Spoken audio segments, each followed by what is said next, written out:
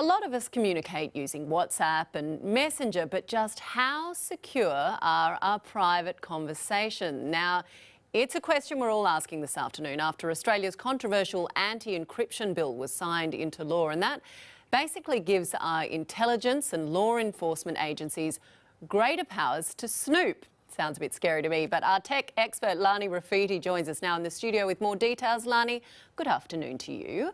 Good afternoon. Tell us twofold. First of all, about the law. What is it, and will they snoop? Do I need to be worried about my messages? Look, it depends if you've got something to hide. But look, the answer's no, but yes, keep going. The so-called Access and Accessibility Bill gives the government access to encrypted messages it previously didn't have access to. So popular platforms like WhatsApp or Messenger, the government there's been growing concern that criminals would seek to use those encryptions, so electronically scrambled messages to secure our own data and our privacy, would use those same protections to evade detection.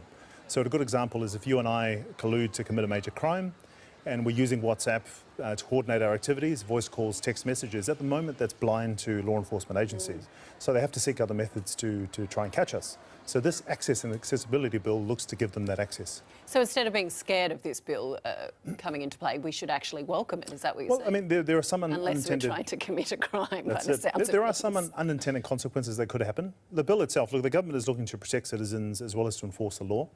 But the same capability they're looking to try and compel technology providers to create access for them, if found by an attacker, could be used to give them the same access as the government. So there are potential unintended consequences. But look, I don't think it's any mass surveillance or any play by the government for that. I literally think it is a capability they're looking to get to protect us. The Labor MP Ed Husick has a really good analogy. He calls it a cyber cane toad. So, it will have unintended consequences, but it's what we've got now. And what we need by the sounds of things. Yeah. Lani, thank you very much for coming in and clearing that up. It's certainly a grey area, but nice to hear from you this afternoon. You're welcome. Queensland is watching the #1 news hour.